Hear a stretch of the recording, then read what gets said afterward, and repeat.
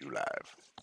Welcome to Slow News Day Live. My name is Steve Poikinen. I'm here in half burnout Boulder Creek, California.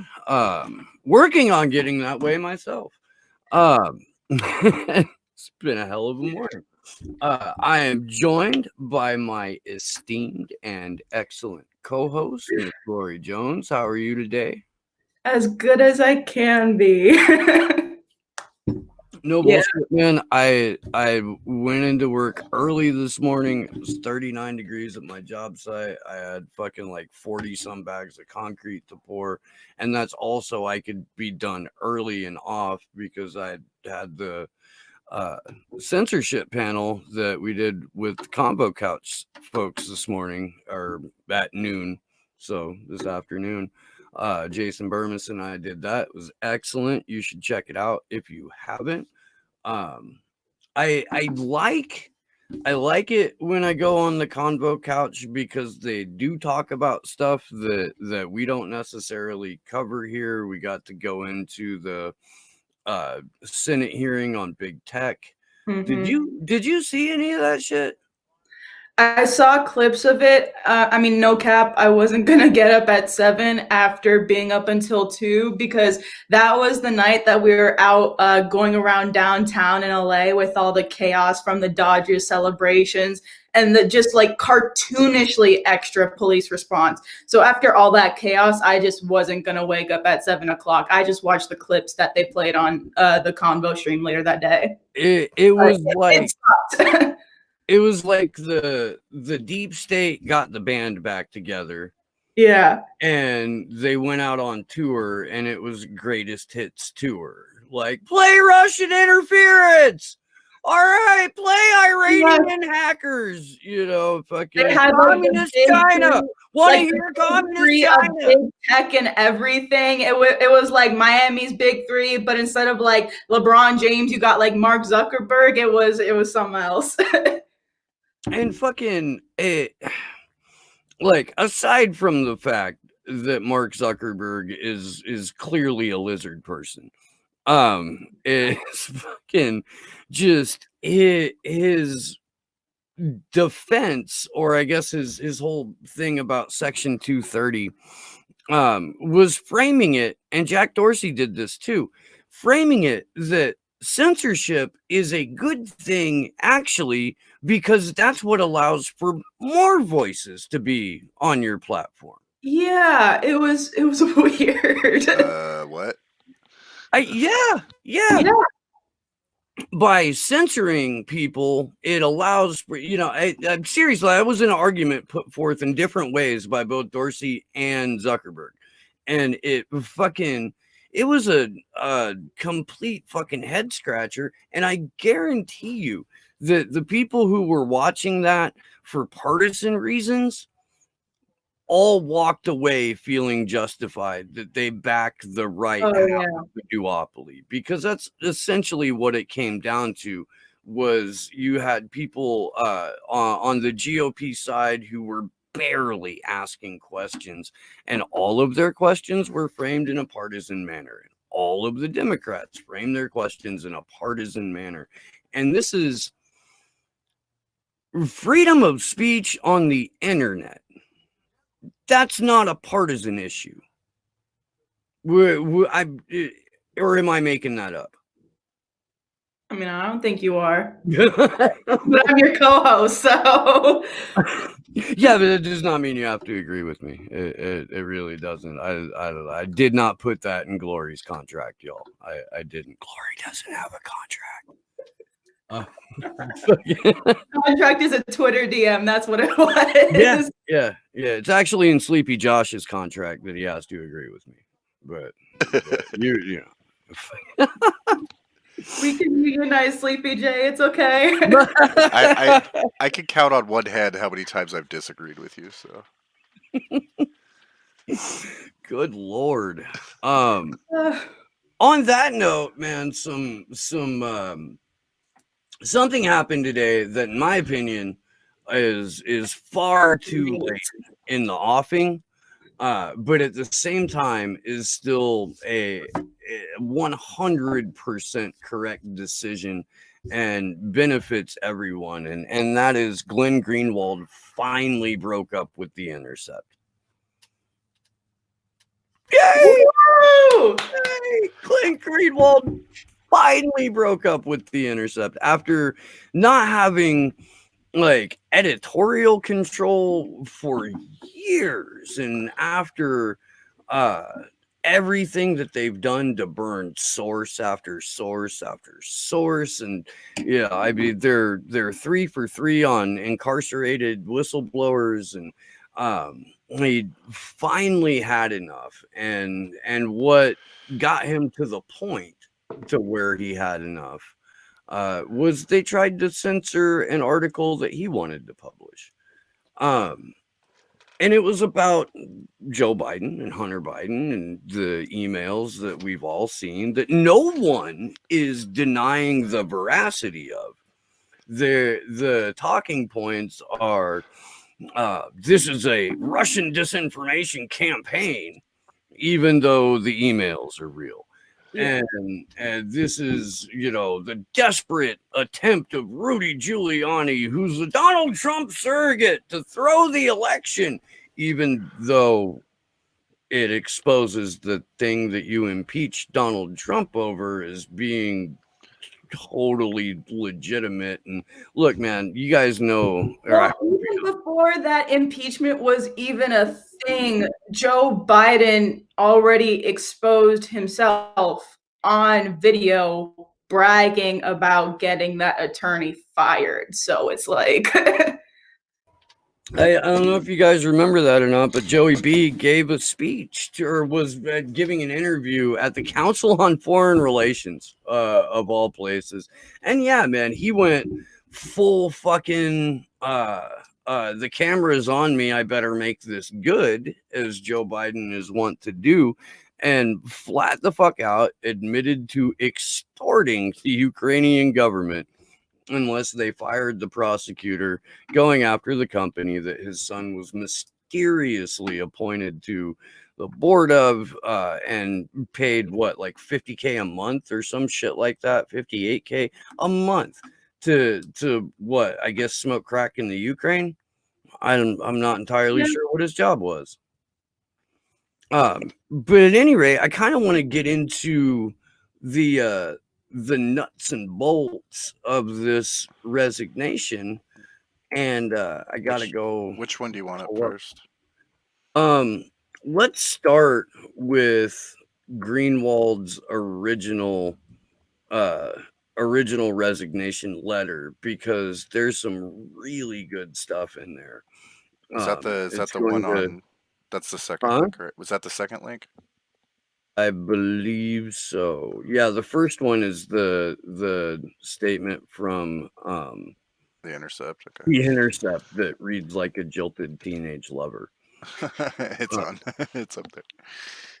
But so the first several paragraphs are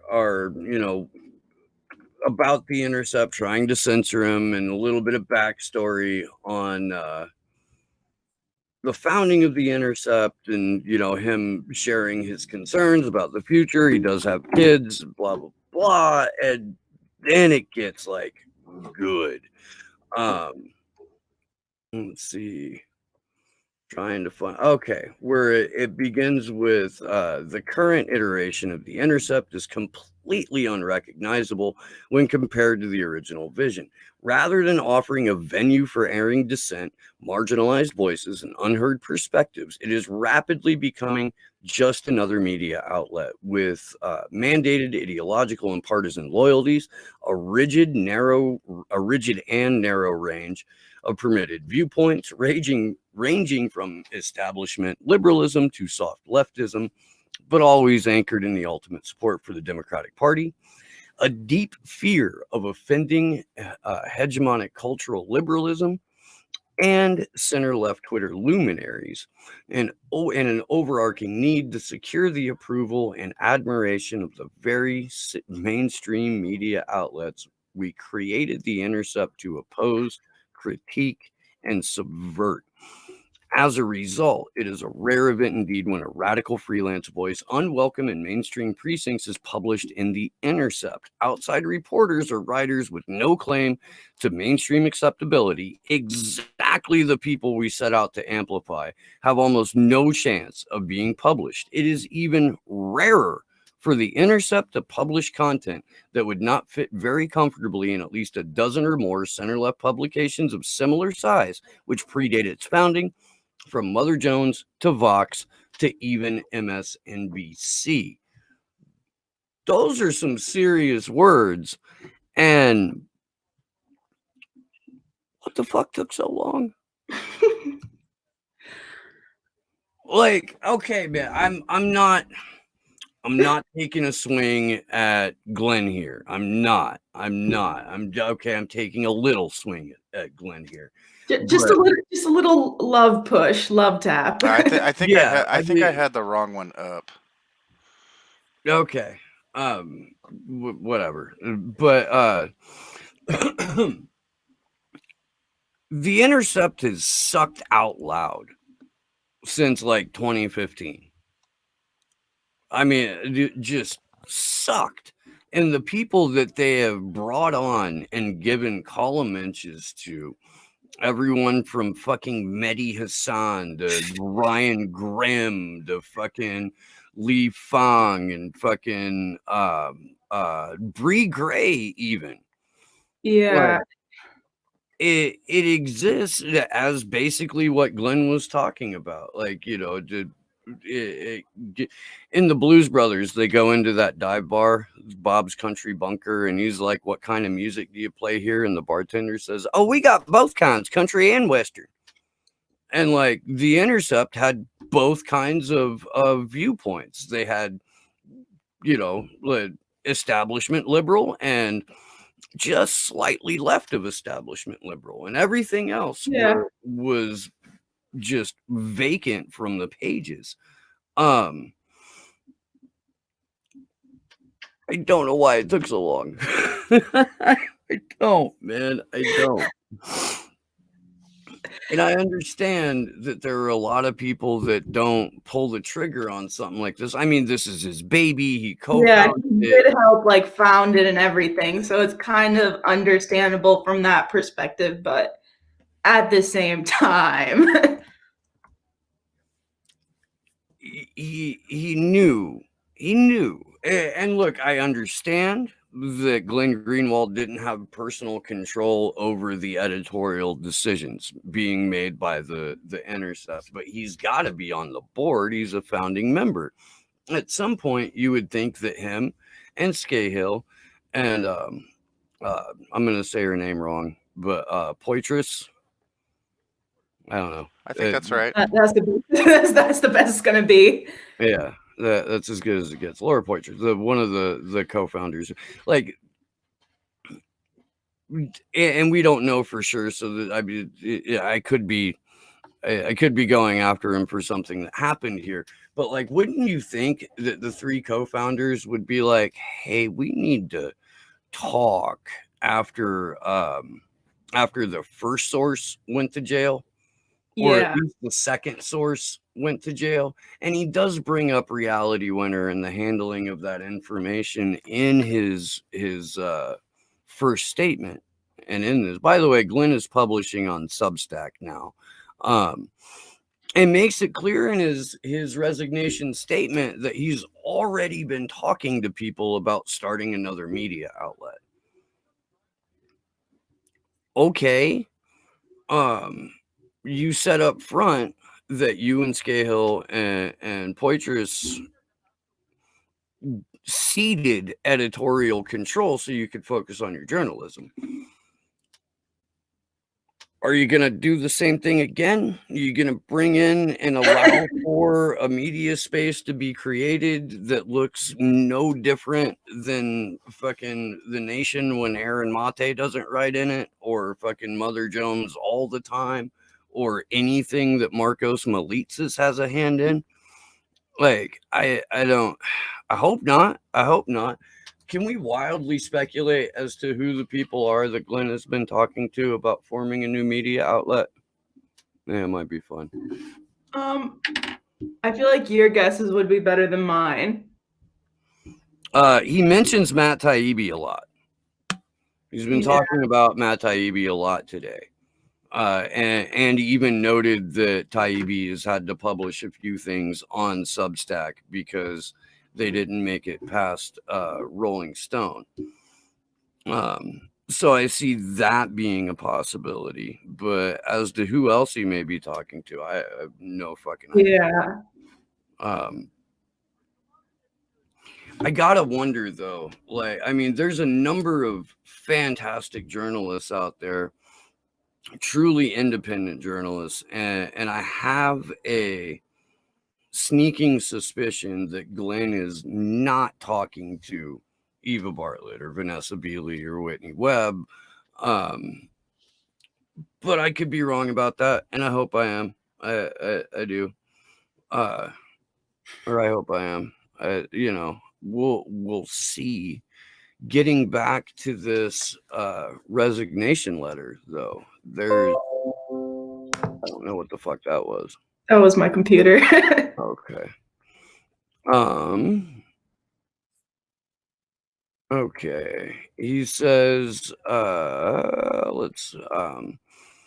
making all of this worse, The Intercept, while gradually excluding the co-founders from any role in its editorial mission or direction, and making one choice after the next to which I vocally objected as a betrayal of our core mission, continued publicly to trade on my name in order to raise funds for journalism it knew I did not support. That's a hell of a fucking right there. It purposely allowed the perception to fester that I was the person responsible for its journalistic mistakes in order to ensure that blame for those mistakes was heaped on me rather than the editors who were consolidating control and were responsible for them. The most egregious, but by no means only example of exploiting my name to evade responsibility was the Reality Winner debacle. As the New York Times recently reported, that was a story in which I had no involvement whatsoever. While based in Brazil, I was never asked to work on the documents which Winner sent to our New York newsroom with no request that any specific journalist work on them. I didn't even learn of the existence of that document until very shortly prior to its publication. The person who oversaw, edited, and controlled that story was Betsy Reed, which was how it should be given the magnitude and complexity of the reporting in her position as editor-in-chief. Okay, interesting. It was the Intercept editors who pressured the story's reporters to quickly send those documents for authentication to the government because they were eager to prove to mainstream media outlets and prominent liberals that the Intercept was willing to get on board with the Russiagate train. They wanted to counteract the perception created by my articles expressing skepticism about the central claims of the scandal that the Intercept had stepped out of line on a story of high importance to U.S. liberalism and even the left. That craving to secure the approval of the very mainstream media outlets we set out to counteract was the root cause for the speed and recklessness with which that document from Winner was handled. Okay. And you still hung out. Yeah. For about what, like Years after that, maybe? Several months, years. Yeah, that was 2018, I believe, or was it 2017 that the article came out? I can't even remember. I don't remember, anymore. but she's been in. Yeah. You know, that happened quite a minute ago. Greenwald was just on Joe Rogan's show. I plan on trying to listen to that, but I have no idea when the hell I'm going to be able to get to it. I did watch like the first 45 minutes of Alex Jones and Tim Dillon on Rogan. You know, it's a 3-hour fucking thing. Yeah. I hope to get it all in someday. But what's your initial impression on all of this, Glory? And then we'll go get to the Intercept statement, which is fucking hysterical. So I'm wearing a Miami Heat shirt. When we won our championship in 2012, they gave the mic to LeBron. And the first thing he said was, "It's about damn time." So that's my whole thought on this. Like, I mean, there's just been shady stuff going on with the Intercept and Pierre Omidyar since or at least since I've been following them, because honestly, I didn't really know too much about the Intercept in like 2015, 2016, because I was like, what, 15 and just getting into politics. So I didn't even know too much about them to begin with. But I mean, like, all I knew was this shady Intercept group, but I still liked some of their journalists, namely, Glenn. And it was a mystery as to why he was still there, because he seemed solid on a lot of the issues, like Julian Assange. But the Intercept also had other people like Lee Fang, Bree Joy Gray, fucking, Mehdi Hassan with his little fucking MSNBC shit show where he can interview TikTok shit posters all day long. It's like, why he stayed there that long, I can't speak to that, but I'm glad it happened. Before we get to this statement, though, I want to read one more paragraph out of Glenn's Substack article about his resignation. Numerous other episodes were contributing causes to my decision to leave. The reality winner cover-up, the decision to hang Li Fang out to dry and even force him to apologize when a colleague tried to destroy his reputation by publicly, baselessly, and repeatedly branding him as a racist. Its refusal. And look, man, I got no love for Li Fang. I don't, Me neither. You good? He should not have been done the way that he was on that particular case. Its refusal to report on the daily proceedings of the Assange extradition hearing because the freelance reporter doing an outstanding job was politically distasteful. Its utter lack of editorial standards when it comes to viewpoints or reporting that flatter the beliefs of its liberal base. The Intercept published some of the most credulous and false affirmations of maximalist. Like, yeah. No, I mean, I get it, but it's just a fucking clunky word. Anywho, Russiagate madness, and horrifyingly took the lead in falsely branding the Hunter Biden archive as Russian disinformation by mindlessly and uncritically citing, of all things, a letter by former CIA officials that contained this baseless insinuation. That's the Intercept. That's who they are. And the fact that they then turned around and tried to censor their co-founder's article about Hunter Biden because it contained information that would be damaging or embarrassing to Joe Biden's campaign. Like, he flat out says all 5 of our editors or all of our editorial team desperately wants Joe Biden to be the next president. So from a management standpoint, from an editorial standpoint, their first order of business is not to publish the truth or not to be a fucking journalistic outlet. Their first order of business is, let's protect the Biden campaign. What the fuck? That's not how journalism works.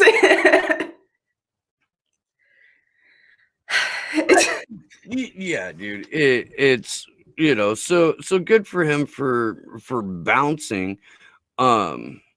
Let's pull up, Josh, the statement from the Intercept, because it's only a couple of paragraphs and it's fucking hilarious. He might not be here. Oh wait, never mind. No, it's up.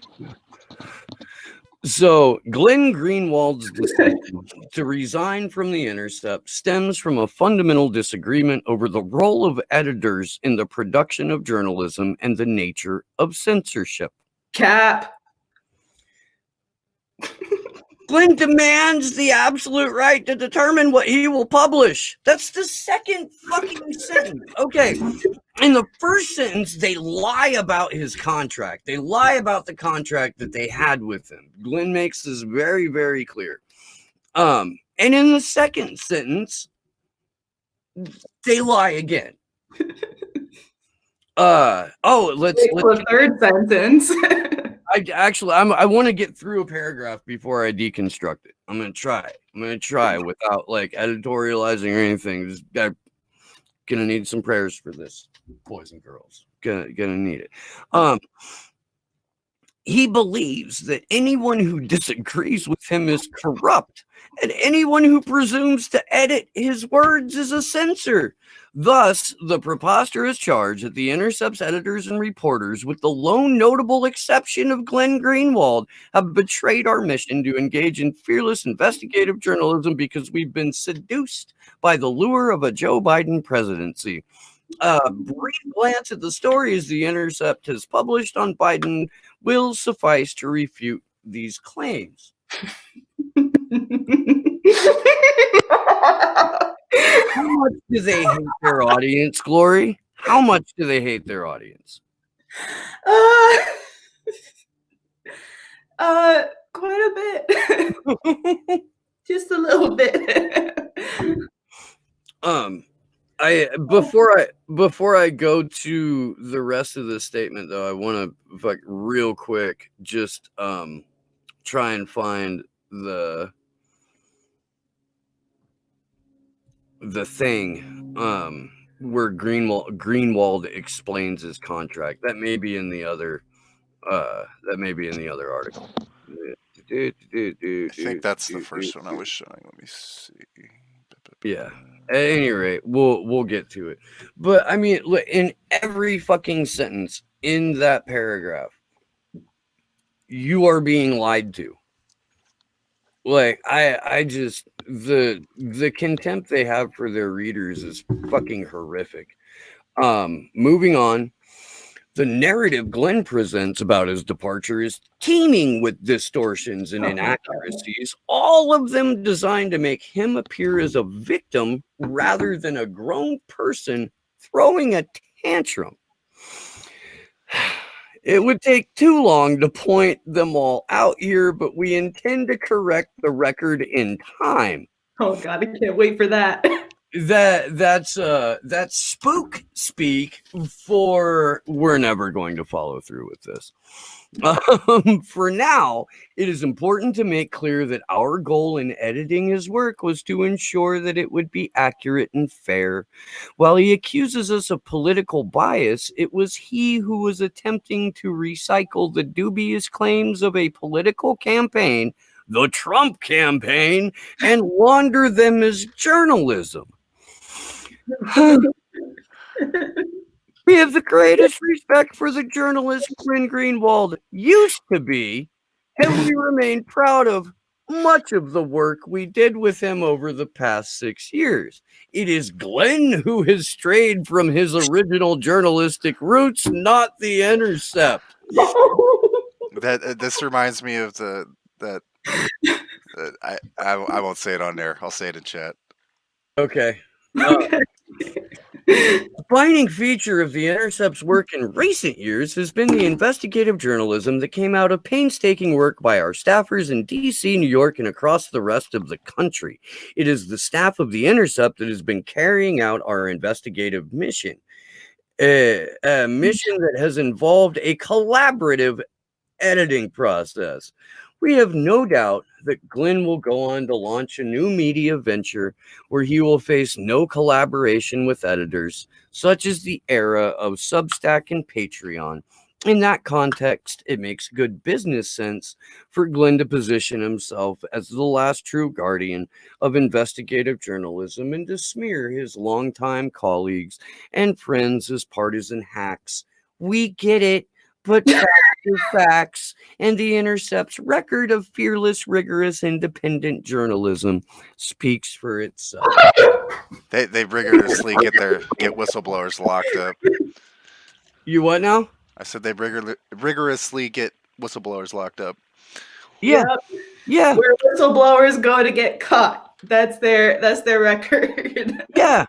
And where fucking DNC talking points go to fucking take new routes in the minds of readers who thought they were getting independent journalism, but instead found themselves at The Intercept. And fucking, oh, dude, it's. Oh my god. Ayo, Misty said that this reads like a Paula Jean statement. It really does. I mean, it's one, yeah. Yes. I swear to God, dude, like the guy who was going out of his way to smear action for Assange and fucking try and destroy Susie and all that shit sounds like he could have written this. Like, that's how fucking out of your fucking skull, missing the point. Pay attention to me, pay attention to me, pay attention to me. It is. Oh, and by the way, that guy just got caught targeting himself. Really? Right. Yeah. Yeah. Yeah. The dumbass. fucking dollar store Dennis Miller that fucking little shit heel is got caught targeting himself. You know, man, My heart bleeds. we went a long time not saying anything about this whole fucking mess, and then for like a day or two we acknowledged, yes, it existed, it happened in the context that it is in that giant fucking article that Susie wrote about it. We saw the article, we contributed to it, and we're part of the final editing process, or at least a couple of us were. So yeah, I mean that's as close to, you know, independent statements from everyone involved as you could possibly get. Fuck, dude, it's a little like poetic justice, but without Janet Jackson. Unfortunately, I could it would be that would be more fun, right, because this is not fun. Oh man, but the fucking the statement, you guys, I'm not gonna link to it because I don't want you to give The Intercept a click. I really don't. But oh my god, It's not put up there. They can screenshot it from our stream and read it from there. so fucking whiny. I mean, you're supposed to be a big bad independent journalistic outlet, and you're writing this shit like an hour before the fucking dance your 8th grade girlfriend broke up with you. Yeah. You know, and Josh is right. And by the way, Josh was what he didn't want to say, I will say. But if you guys have seen, what is it, Jay and Silent Bob Strike Back? Yeah. Is that it? Yeah. There's a scene in it when they go into a movies and Jay goes, "Ooh, the internet." And he walks over to a little kiosk and he pulls up moviepoopshoot.com and sees some bullshit that's written about him and Silent Bob. And it ends with because they both in fact lick balls. And so Jake goes on a tirade and he goes, "You are the ones who are the ball lickers, and we're gonna fuck your mothers," and like all kinds of shit, dude. It's hilarious. But the delivery and "you are the ones who are the ball lickers," like that's exactly what this shit sounds like. I just wow, dude. So because he's Glenn Greenwald, you know, he was like, I'm not gonna let that stand. And again, look, man, like I know we're questioning why it took so fucking long for Greenwald to walk away from this outlet, and we haven't even touched on the Snowden archive yet. But Dude, he couldn't have picked a better moment than a couple of days before the election to expose the Intercept as a fucking craven partisan hack of an outlet. And if we could pull the third one up real quick, Josh, I don't want to dwell on this too much. I don't want to go through too many of the email exchanges. I will put the link in chat so you can read it for yourself, but I feel like I've done a lot of reading already so far throughout the show, and I don't want to fucking bore the shit out of everyone by doing so. Is the emails one I need to do? It, huh? Yeah, yeah. Hold on, emails give me like 2 seconds. I'll throw it up there. Okay. Because for real, dude, like I congratulated him in this thread, like congratulating him for his newfound freedom. I really do. I hope that whatever outlet he goes on to co-found again, they take a much more hands-on approach as founding members to ensure that they're getting the kind of editors who are there for the content and not for the whims of the Democratic National Committee. I mean, it shouldn't be. They at least know who not to hire. Fucking good on them for that. All right, I'm almost done. Hold on. Okay.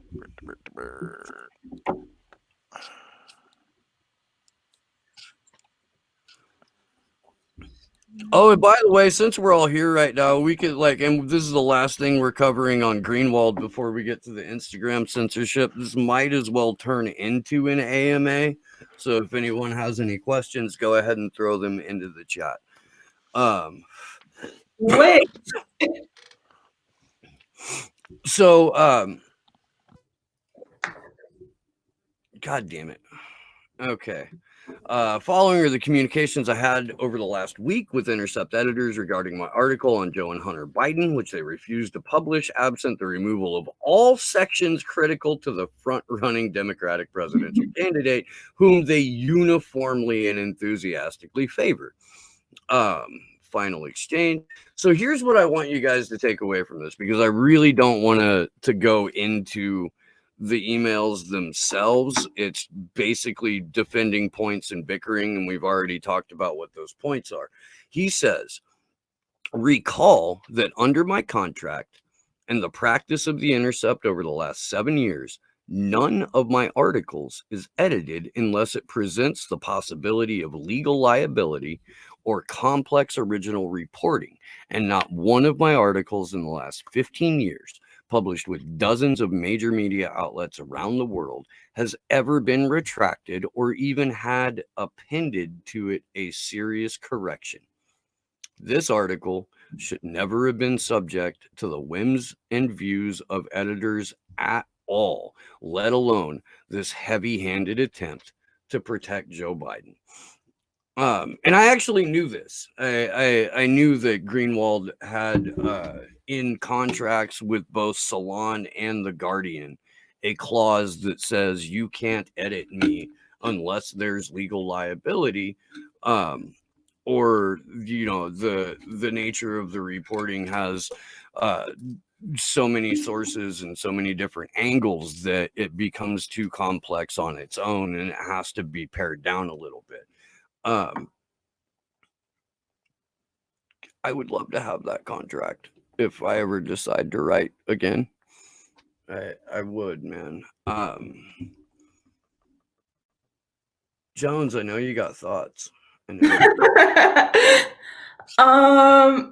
Just don't be a censoring dickhead, really. I just can't stand people trying to dispute information that's there and very clearly true. Yeah, Intercept is doing the DNC's job for them when they are founded, and they tried to paint it in their letter as being like, oh, bastions of journalistic integrity from all the outlets. We're the different ones, we're the independent ones. and here they are doing the DNC's job for them. That's not how this shit works. I'm not like those other guys, girl. I promise I'll be different. Fucking oh. Promise I won't cheat on you this time. I know I cheated like 2 times before, but I ain't gonna cheat this time. See, I got you flowers and everything. Like, I'm different, you know? I don't even hang out with that crew anymore. We're totally not going to the club tonight. We're not. Why would you think that? Yes, they're outside. Yes, that's our driveway.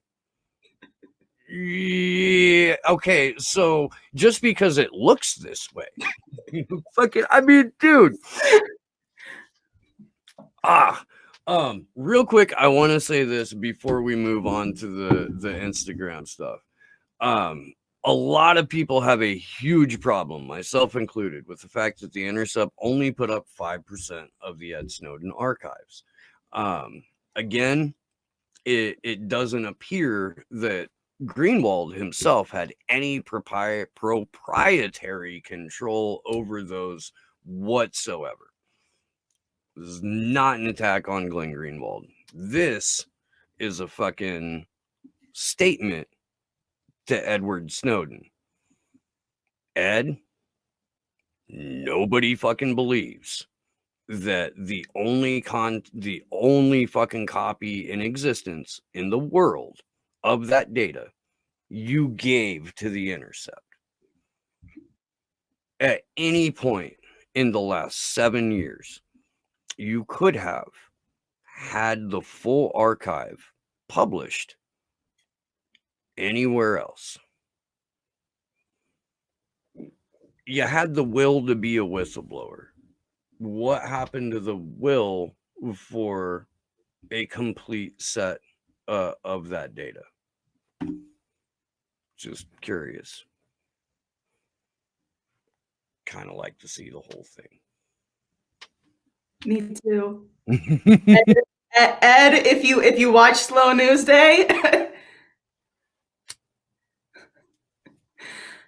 I would love an answer to that. I would. There's plenty of places that you could publish it, especially now that you're already set up and in Moscow.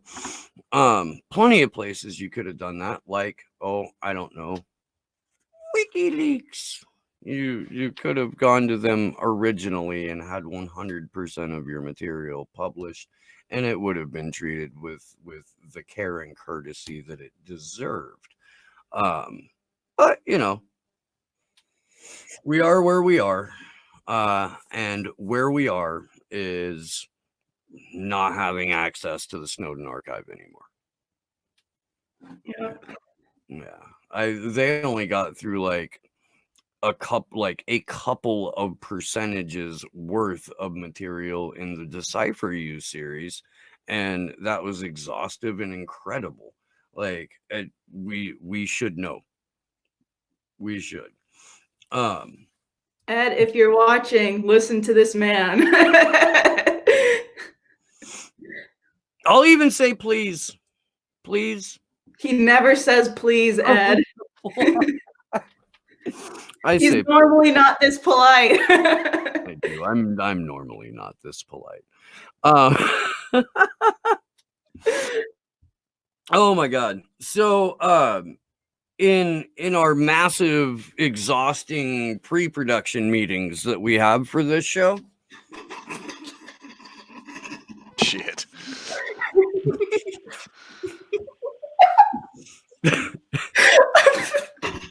Like 10 minutes. Yo, I want to go live. Here's some shit. Not just 10 minutes, but 10 minutes before we do the damn thing. Like, hey, I want to go live here shortly. What the fuck are we going to talk about? Yeah. So Glory had some stuff that she wanted everybody to know, and I'm going to take a step back while she runs this shit. Okay. Yeah. So I don't know how many of our viewers have Instagram, But basically, it's another, big tech Zuckerberg social media site where you can post pictures and captions and stuff. You can also live stream from there. You can put like videos out from there. They have IGTV.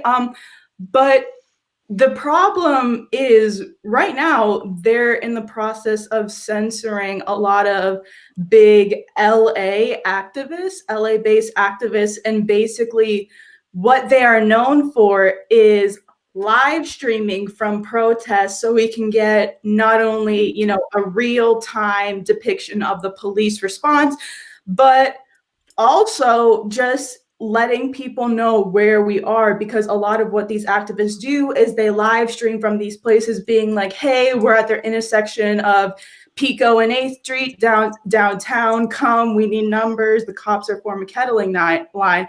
So 3 activists in specific, Vishal saying, Andy, and a cat with news, or Sean, have gone public with the fact that Instagram is restricting their ability to go live, to live stream from protests, essentially, because so Vishal was censored, and he is going to be actually barred from going live until November 26th. He was censored from trying to broadcast a freaking Board of Supervisors meeting, which, if you don't know, all county Board of Supervisors meetings are already public to begin with. So it's kind of weird that they would try to censor anyone trying to broadcast live from those. The topic of that discussion just so happened to be whether or not they would impeach Sheriff Bitch Nueva, which of course, the LA County Board of Supervisors is giving him the fucking Dean Logan soft gloves treatment. Like, they're all corrupt motherfuckers. But anyways, I digress. Vishal was censored while trying to go live from there.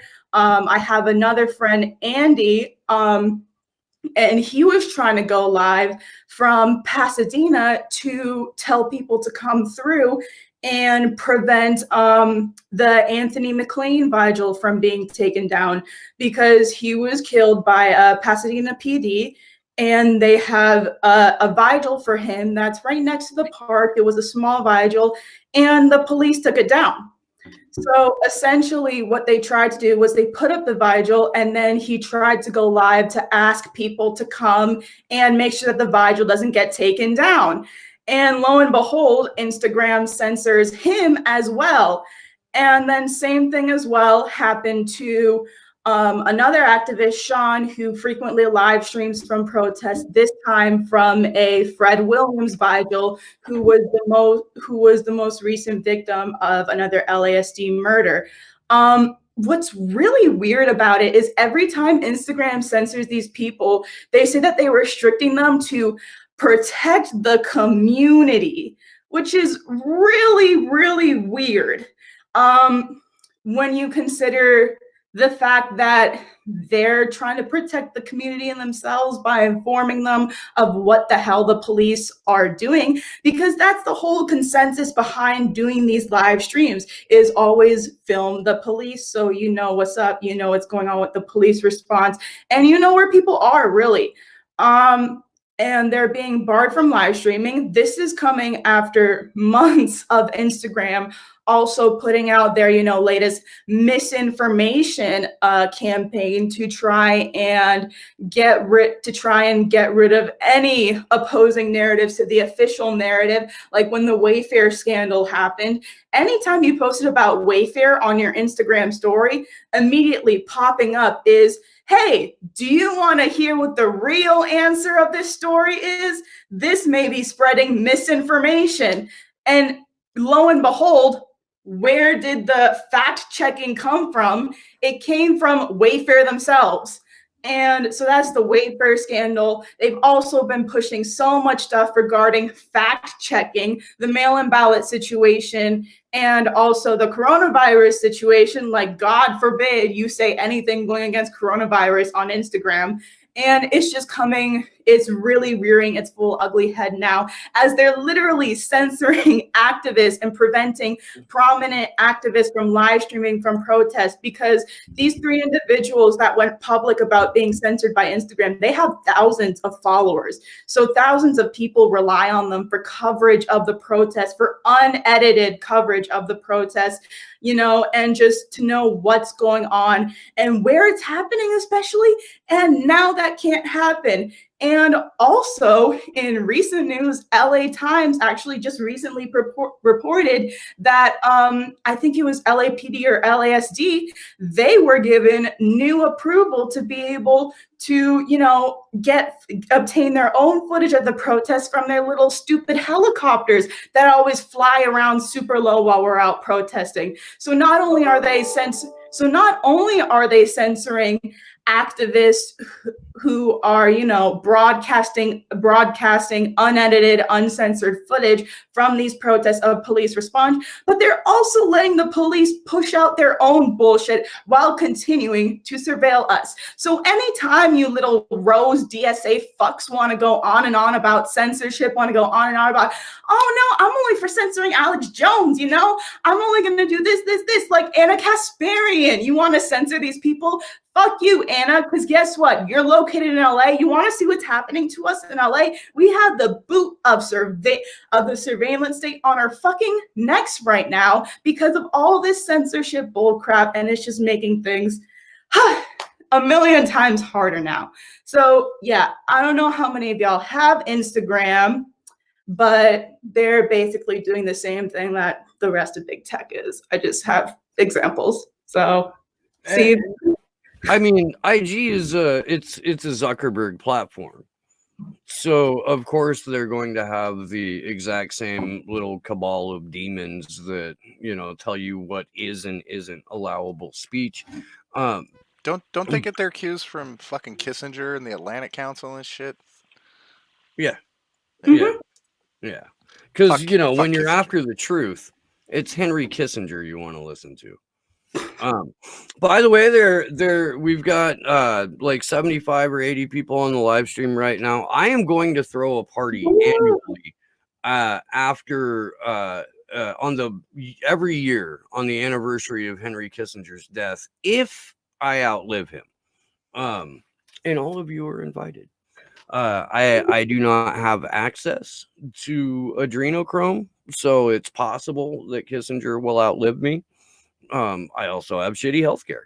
But if he does, I'll carry your torch, Steve. I'll throw the party in your honor. Make sure there's banjos.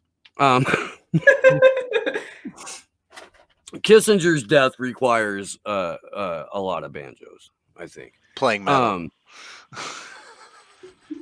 And then today is October 29th, and that means that there was a case management hearing for Julian Assange.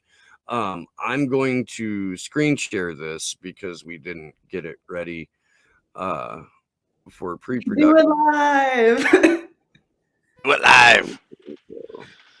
So this is Mohammed El Mazi, friend of the show and friend of, you know, independent journalists everywhere, reporting. He says only 3 members of the press are allowed inside the courtroom due to COVID. Due to COVID-1984, 3 people in the entire courtroom. Hearing is over. Next call over hearing is 26th of November, and Julian Assange remains in custody in Belmarsh prison. They had a different judge for it. The defense won a week's extension to submit their closing submissions because there's been a delay in Julian getting documentation, which he needs to review and respond via his computer in Belmarsh. Audio sucks here, so I can't really play it. Yeah, so here's where we're at. The defense can't properly submit their closing arguments, which are due tomorrow. Mm-hmm. because the prison still isn't letting the defense's client access the material used in his case.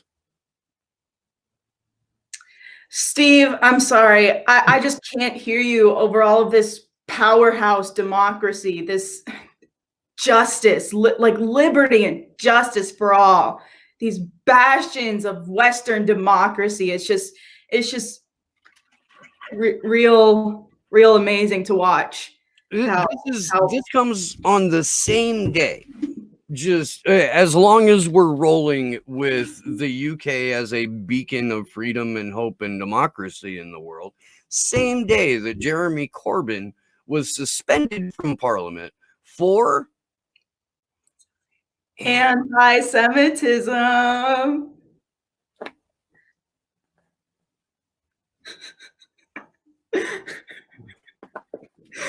Look, man, I got a lot of things to say about Jeremy Corbyn and how he handled his candidacy and how he handled his PM race and all that kind of shit. The one thing that you can't call Jeremy Corbyn is anti-Semitic. And the fact that the charge of anti-Semitism is hurled at all of us who dare question the, supremacy of Zionism, which again is a political ideology. Zionism is a thought movement inside a political realm. The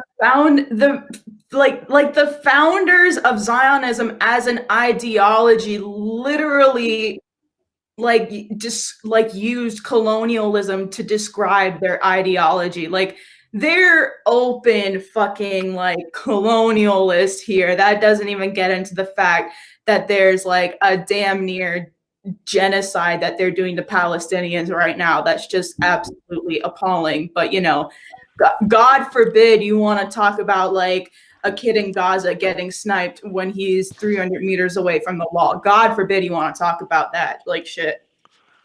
Yeah, and don't commit war crimes, and people won't point out the fact that you're committing war crimes. Don't try to erase a population from the face of the earth, and you might not get hit with criticisms of genocide. Maybe I'm just thinking too much. I don't know. Somebody said so Corbyn should join Galloway's party. I'm not so sure. So is that a real party, or is Galloway just fundraising off of it? Does anybody know the answer to that? Have they fielded candidates? Are they fielding candidates? Do Workers' Party candidates have a snowball's chance in hell of being elected to the UK Parliament?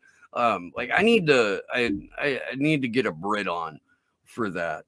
I do. Alex from Red Star Radio. Or Gordon. Abdul Kader Haimor. I'm sure I'm butchering your name, and I apologize for that, my brother. But thank you. He says, thank you for your honesty and support. Look, man, we will every single time speak truth about what is being done to Palestinians, and we will every single time denounce and decry the soft genocide being perpetuated with daily horrendous violence on the Palestinian people, because it's the right fucking thing to do. Yeah, right thing. It's the truthful thing, and just from an empathetic standpoint as well. They know our struggle. If there's anything, if there's any move of international solidarity that Black Lives Matter should be looking to make, it's to reach out to Palestinian activists, because our struggles are literally so intertwined to the point where literally Chief Michael Moore, who's an LAPD chief, like took training courses in fucking Israel at one of the Jinsa counterterrorism programs. It's like that you have pictures of like special operations forces from LASD doing special training in Gaza. Like I literally think there's a dude, I forgot his name, but you can go to his staff bio on LASD's page who went to a fucking like program in Israel to learn about how cops do it over there, you know, how the IDF fights terrorism on a daily basis. So it's like they know our struggle really well. So just from that standpoint, as well as like needing to show international solidarity with the Palestinians. And that's something that the Black Panthers did as well. So it's like, yeah, of course, all the time, like always extending my solidarity to Palestinians in their struggle. I used to do Renaissance festivals for a living. I think most of the audience is familiar with that. But I would, you know, travel around the country, and I would be in. There's over 30 permanent fair sites in the U.S., just meaning the buildings stay up year round because they're actual buildings. They're not circus tents. We had much better drugs than circus performers, I promise. People would always hurl the accusation that Rennies were carnies, and we're not. We, you know, just in general, better standard of living and quality of substances. At any rate, when I first started doing this, in 2000, I think so. I learned. Huh? God, I feel old. I feel so old right now. I was 22. It was my retirement from like Dead Tour and Panic Tour and shit like that. Like, because instead of going from city to city to city to city with a 2 or 3 day break, I would be in one spot for 6 or 8 weeks. And then I would go several hundred or 1,000 or more miles to the next gig. So it was like I literally basically like stepped off of lot into a fucking house in Welch's, Oregon, where I had a shit job, you know, bartending and working at a fucking pizza place called Paola's Pizza Barn. And in the neon sign that said Paola's Pizza and Pasta had a shoot of neon that connected the P and the A in pasta. So it looked like it said Paola's Pizza and Rasta.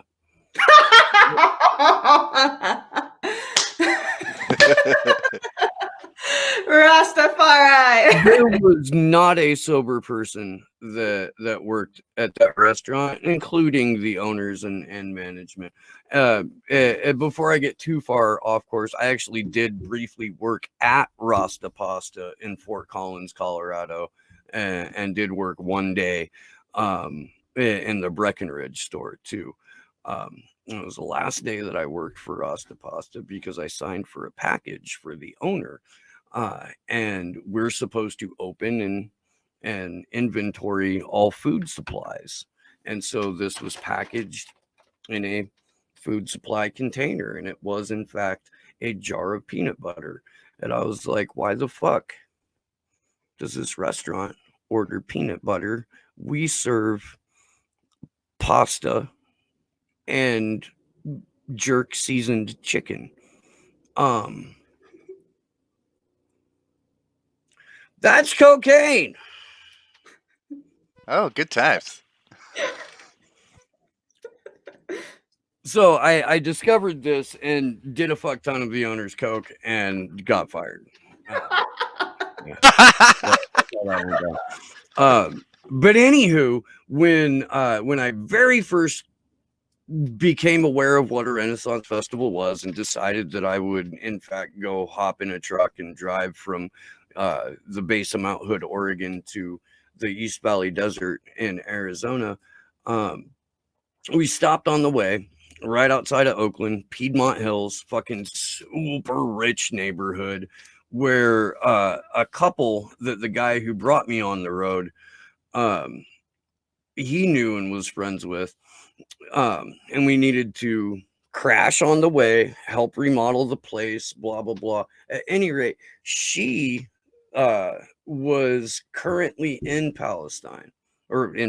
She was currently in Gaza and trying to get into Gaza and write an actual book about it. So that's where in 2000, where I really started to learn about and understand much, much better the nature of Israel's occupation, their bloodlust, their genocide, and the fact that like there are plenty of rank and file Israeli citizens that aren't cool with this, that really don't like the fact that there's no gentle way to put it, man. The Israelis in the Middle East are the fucking Nazis of their neighborhood. They really are. They believe or Zionists at least believe that they are racially pure, that they are more important and deserve life more than their neighbors. And that's just fucked up, dude. And I don't understand how you could look at someone who the only difference between you and them is which part of the Abrahamic tradition you want to support. Like, that's the fundamental difference. There's the Abrahamic faith, it branched off, and now you want to kill each other because of it. I don't know. I have a vastly different religion, I guess. Yeah, I mean, especially the massive censorship apparatus that goes into preventing more pro-Palestinian voices from getting out there. Like the moment God forbid you say something remotely pro-Palestinian in New York and Barry Weiss decides to come after your ass, and especially because I grew up in South Florida as well, in Broward County specifically, which is not only is it Gusano Central, but it's also Zionist Central. So it's I don't even know where I would align ideologically on that issue if I didn't have a Palestinian teammate in 10th grade who told me stories of how her grandpa was staging a sit-in in front of a well so it wouldn't get bulldozed by Zionists in during the original times of the settlements, in the 40s and 50s when they were just being blatantly kicked out of their homes. If I don't know where I would be, because otherwise everything in South Florida is just Zionist, and in New York too as well. That those two areas specifically. So it really takes a lot to kind of break through the massive propaganda that you're fed from the Zionist apparatus. So yeah. Before I respond to that, once again, guys, if you have any questions whatsoever, and we'll probably wrap up in the next 10 or 15 minutes, but for the next 10 or 15 minutes, consider this and ask me anything. Throw questions if you have them. And mention the Bealey video being yanked. Oh yeah. Oh. So I'm at work yesterday. Speaking of anti-Semites. Speaking of anti-Semitism, yeah, I'm at work yesterday, and I was on a break, and I was trying to link to the video that that I had done the day that we found out that Vanessa Bealey was being targeted by the BBC4, and they were getting ready to do a hit piece on her and Eva Bartlett and former Ambassador Ford and anyone who's spoken against the narrative on Syria, on Israel, on any of that shit. So I did a video about it. it got the view count almost immediately started rolling backwards, and more people were able to see it. The view count kept getting fucked with. Vanessa Beeley herself like made a point to like share it through her own email list. So view count goes up, YouTube rolls it back down. View count goes up, YouTube rolls it back down. This happens pretty fucking frequently with this show, by the way. I don't believe any of the fucking numbers for anything we put out anymore at all. At any rate, about a week ago, they froze the view count, and it never received any more views, nor did it lose any more. They just froze it. And I know that people watched it because I talked to them after it got froze. Yesterday, I go to share it with somebody, it's gone. YouTube removed it. I still have not received an email about it. There was no warning, there was no notification, there was nothing. Zero contact from YouTube on this.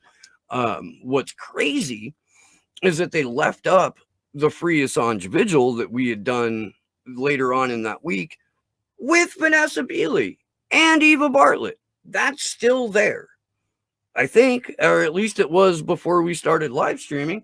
But they removed that fucking video for what? You know? And yeah, I did show the email address of the BBC producer and reporter. But boy, you'd have to take a screenshot at the exact right moment and blah, blah, blah. And it's not like that email address isn't already publicly available. If you go to BBC4 and go to contact, that email address is there. So I don't fucking know. But yeah, censorship has been an ongoing theme over the last several days. Like I said, Burmis and I were on Convo Couch earlier to talk about it. There's a wild rumor right now that Slow News Day may be doing an election day broadcast, and the people who would be joining us for that election day broadcast are Jason Burmis and Whitney Webb. So look forward to that. It may be the last day we get to stream on YouTube. They haven't killed the internet by then. Yeah, no shit. Well, in every one of those, like Event 201, Lockstep, all of those scenarios, there's a spot where they take out the internet, shut it down, whatever. So I mean, it's not out of the realm of possibility. It certainly isn't. Ozwhistle says, how do you withstand all the angst of this shit? I don't. I don't, but I will like go take some ammunition therapy. That helps for sure. Having a community of people surrounding the show and surrounding the vigils that we do, being able to just vent at and talk to those folks, that helps. But there are plenty of times in any given day where if we weren't making fucking like straight up gallows humor jokes about it, everything that we would put out in terms of content would just be us screaming. Yeah. How about you, Glory? I prescribe to a lot of anime and sports, so I have my outlets. Yeah, hockey. Yeah, hockey's an outlet for me. Basketball, I watch Premier League. Well, no, rephrase that. I watch all of football because I'll watch whatever's on. Premier League, La Liga, Bundesliga, Serie A. I don't know too much about the French league, but Ligue 1, I don't know about that. But yeah, tennis, track. Oh, I love track. I miss track so much. What'd you do in track? Shot put, discus, triple jump, 100 hurdles, 300 hurdles, because in high school it's not the 400 hurdles, it's the 300 hurdles. Right. Thank fucking God, because the 400 is hard enough. And then I was also an alternate for the relays because I always had James, it's the Jamaican in me. Okay. And yeah, I played basketball as well, tons of that. Am I missing any other sports that I watch? I don't watch NFL like I used to. I really don't. But I I watch haven't in about rugby. 5 years. I haven't Yeah. watched football since like 2015. It's like Not watching really. it's a fucking army commercial now. It really is. Yeah. It really Yeah. is. Anime wise, don't watch as many series as I used to since I got into college, but I mean, I keep up with a couple, like Attack on Titan, Demon Slayer. Let's see. What else? There's more I'm keeping up with. I love Mob Psycho 100. If you guys get into anime, watch Mob Psycho. Kill la Kill, Akame ga Kill, tons of others. I'm not gonna name because I'm forgetting, but yeah, I have my outlets. That's how I deal with this shit. I threw shot put and discus when I did track for like a year. Hey. But I was the smallest dude that threw shot and disc, and I would like I was probably weighed like 160 or something, and it was just straight like, I mean, at that point it was all fucking muscle. I had like 1.5% body fat or some shit. And I could outthrow those motherfuckers. I could outthrow them big ass fucking sweat hogs, dude, because technique will beat brute strength 9 times out of 10. Yes. Like, get that shit down. Big facts. Rob wants to know what genuinely inspires both of us and Josh. Shit. I mean, And also, just Rob, thank you for the super chat earlier. I forgot to say that. one of the things that keeps me going is just seeing how many people give a shit. Like before I got involved with Slow News Day and the vigils, like I was pretty fucking hopeless. Like it was a rough fucking year for me. But now I know a bunch of people that I don't feel like I'm screaming into the void anymore, and that's helped considerably. I feel you. And especially it just helps because a large part of what I do is just talking to people. So anytime someone says to me like, "Oh yeah, I didn't know that," or "Oh yeah, I listened to you and then I did my own research and then I found this and this and this," or like there was one moment when I was talking to this Proud Boy and the cops were beginning to kettle us, and he points to the cops and he goes, "Yeah, see, I'm with you on that. I don't like what those cops are doing. I think they're about to break us up. And if anything happens, I got your back." I'm like, shit, okay. And like he kept like, and he even followed us too for a bit. I really thought he was gonna like join us, but then he left after a while. But like shit like that. Yeah. And also, like, I'm surrounded by people that have been on the streets and doing their work. Like, I mean, it's like part of what keeps me going and keeps me inspired is people around me like Steve and Sleepy J and Fee and Pasta and Nico and the Action for Assange people, and being able to talk with like Reverend Annie and Whitney Webb and like so much other people I can't even name. I feel bad that I'm missing them, but like seriously, you guys all inspire me. You help keep me going too. So what else inspires me? Yeah, that's what I'll say. And the blessings of my ancestors as well. I'll say that as well, because I do try to follow a lot of teachings from past revolutionary leaders. So yeah.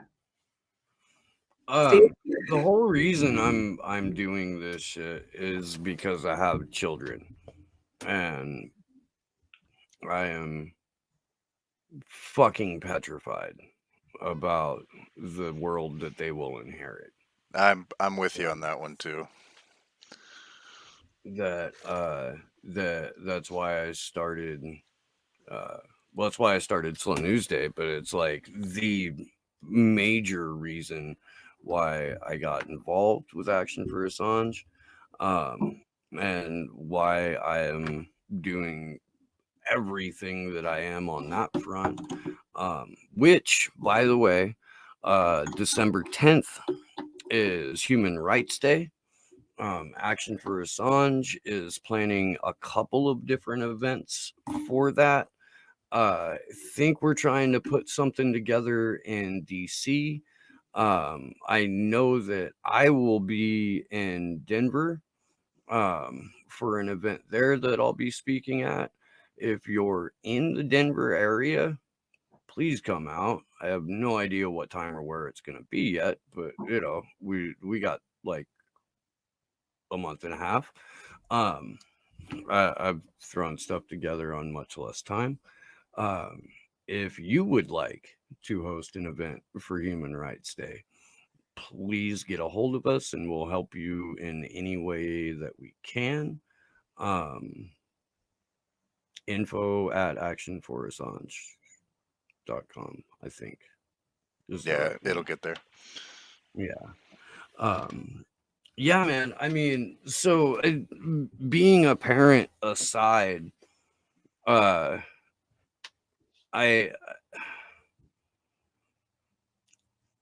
had a pretty highly developed bullshit detector. I do, and I have a background in journalism, and I, thanks to the shittiness of regular media and independent media, like we witnessed earlier in this broadcast with The Intercept and the route that they've gone. And then, YouTube and shit like that, dude, there is such a giant lane for people like us to come in and have a post-partisan conversation about the shit that we need to be talking about, that way too few people are talking about. So I'm motivated every day by just the damn near infinite opportunities presented by the fucking fact that like not enough people do what we do, and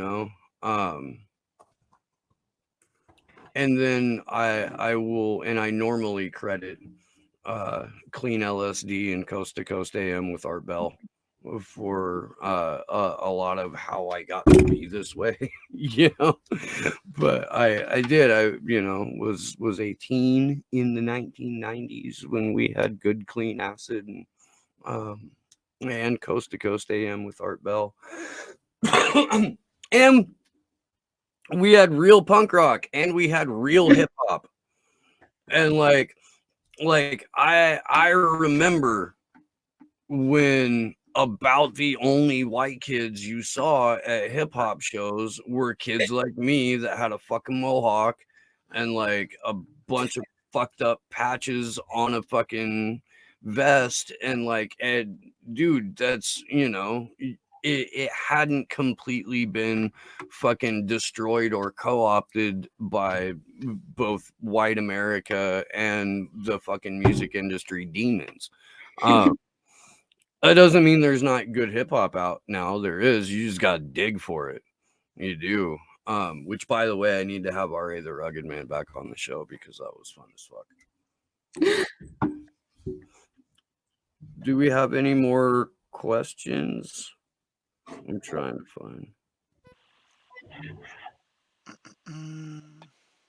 Oh, you're welcome, Rob. He says, wonderful answers, guys. Thank you so much for sharing all this in the world, you beautiful maniacs. I love you. Thank you, Rob. My friend's kid calls us beautiful savages.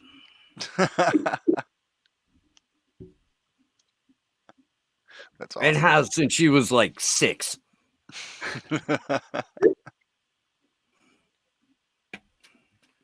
I'm pretty sure that you keep using that phrase, some fucking white dude is gonna pop up out of the bushes and tell you how that's disrespectful to people who have historically been called savage by white people. When that happens, you take that knife your Uncle Steve gave you and you show it to him.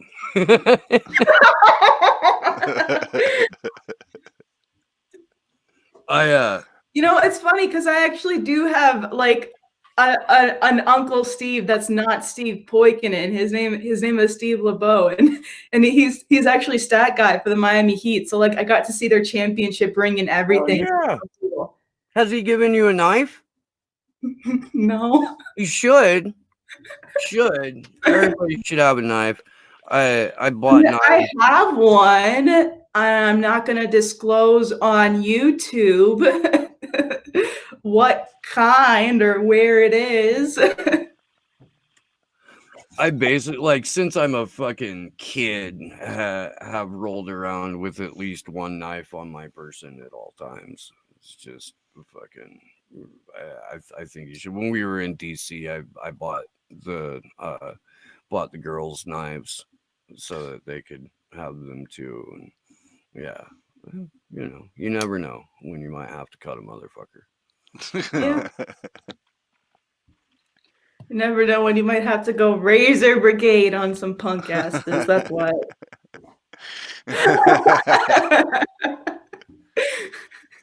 Yeah, I got me a nice one of those too, Steve.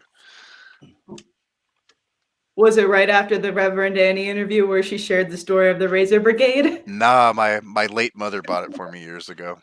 We used to work together at this hydro shop, and I had to open up boxes and shit all the time. So she got me a nice one. I actually got to switch the blade out on this because it got dull as fuck opening bags of concrete this morning. Ugh. Yeah. All right, well, I think that's gonna do it.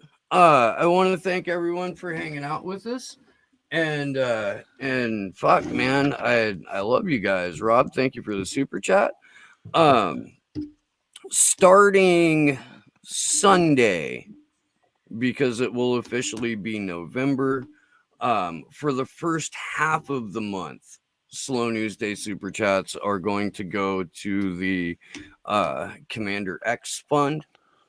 And then after that, I will probably have to focus on fundraising to get to Denver and then get to DC for the action that we'll be doing on January 4th, which again is the day that Vanessa Baratzer, district judge and concierge to the U.S. State Department, reads her decision.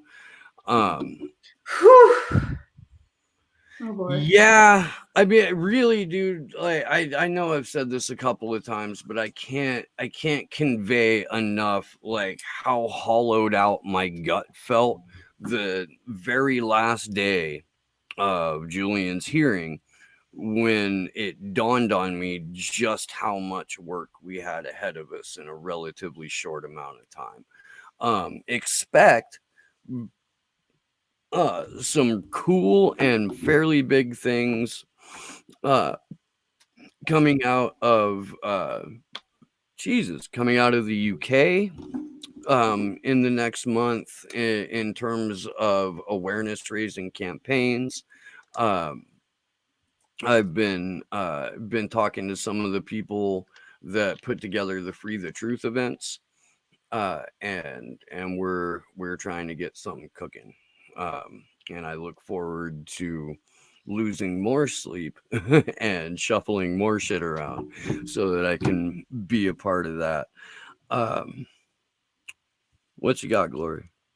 So this is actually an interesting little tidbit I have, but so Sergeant Brian Mueller of LASD, and he's actually the douche cunt that led the gang of sheriffs that tried to arrest me. Didn't get arrested because, you know, press was there, but did get detained, and so now my picture is on a wall in some dark room with a target painted on it. I can almost guarantee that. But yeah, so I was looking into this individual, and turns out he actually helped lead trainings with the British Police Academy. So, you know, and ironically enough, I found this out like a couple days after the protest, the London protest got broken up and someone was arrested, and a couple days after Richard Medhurst was like harassed by that guard at Belmarsh and forced to stop recording. So yeah, found that connection. You know, birds of a bootlicking feather flock together. That's a little tidbit that came to me suddenly when you mentioned the UK. But yeah, I'll say thanks for hanging out with us, chat. It was a great time.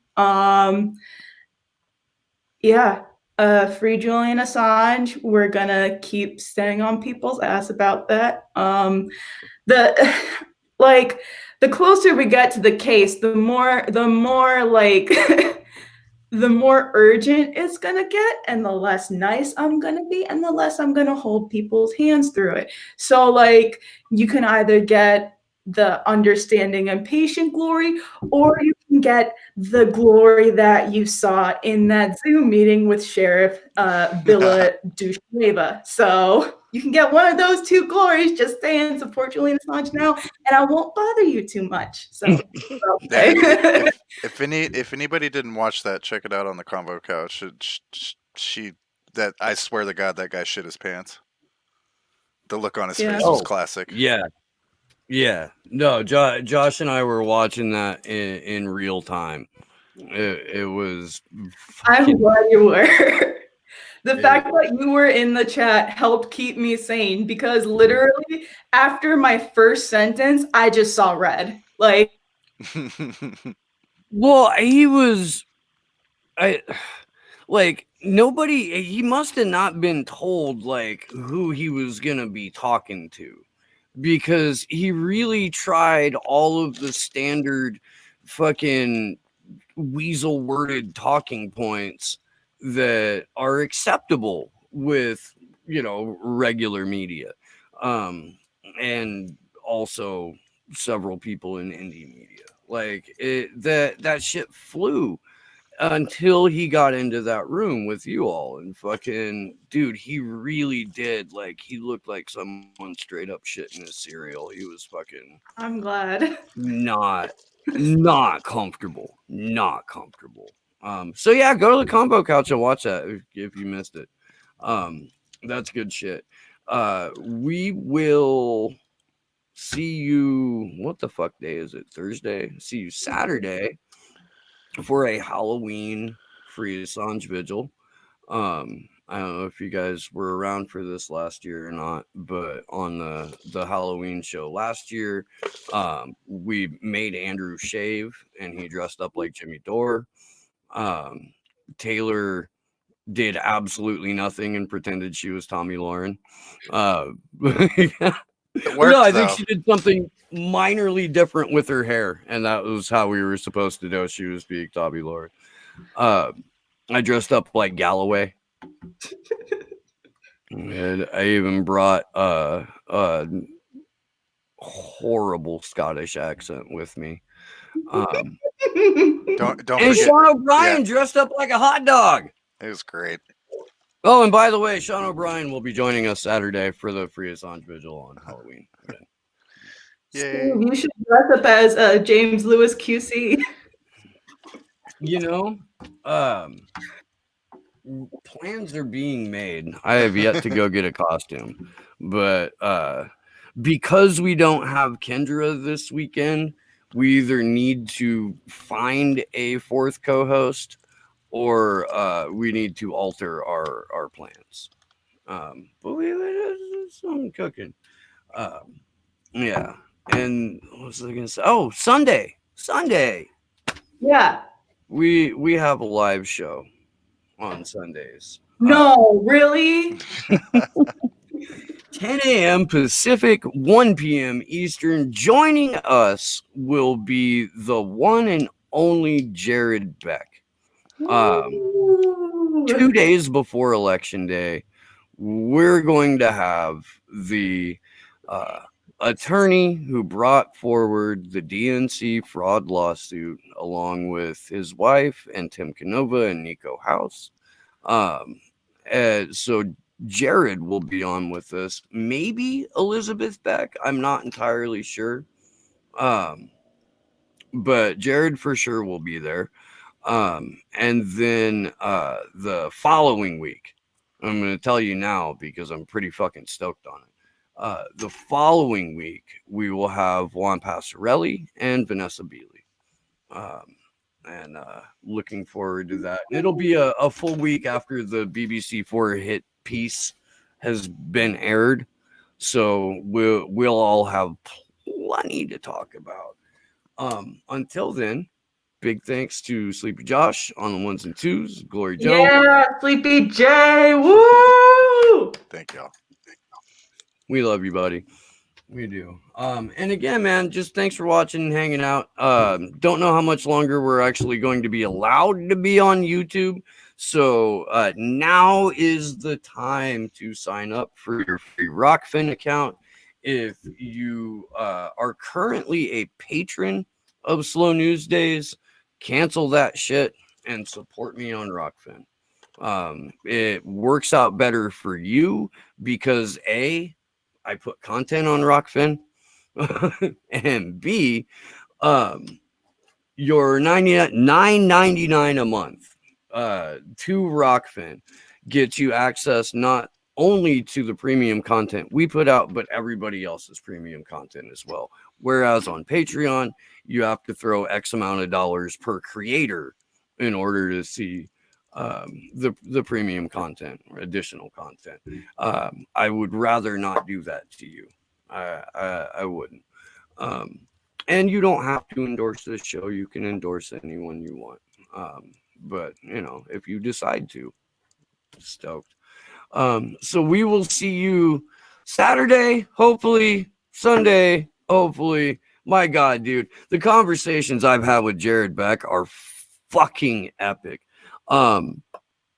Josh wants you to start hanging out on D Live. YouTube is a fucking dead ass platform. Like, it can only get worse. There's no, okay, well, we're just going to get through this little bad patch and then YouTube itself will be better. That's not how that's going to work. YouTube is becoming cable. Yes. Essentially. Yep. Guys, Sleepy J is on point as fuck. And he is getting us on these other platforms. So go on these other platforms for, if not for us, do it for Sleepy J. That's true. Yeah, and just another reminder too, we're also on Library/Odyssey. And any fucking day now, we're going to be able to launch the website where you will be able to get audio only versions of the show. I know a lot of people prefer listening just to audio. So we will have that available for you, plus a full archive of Slow News Day, plus I'm going to be writing some for it. We can reprint a ton of stuff from Caitlin Johnstone and Ray McGovern and a handful of other great writers. So that website is going to kick ass. And we're at the the audio only one will take me a couple more weeks because I have to convert all that shit. It's gonna take a while. Okay. But there you have it. That's the fucking here, there, and everywhere. I love you guys. Good luck to us all.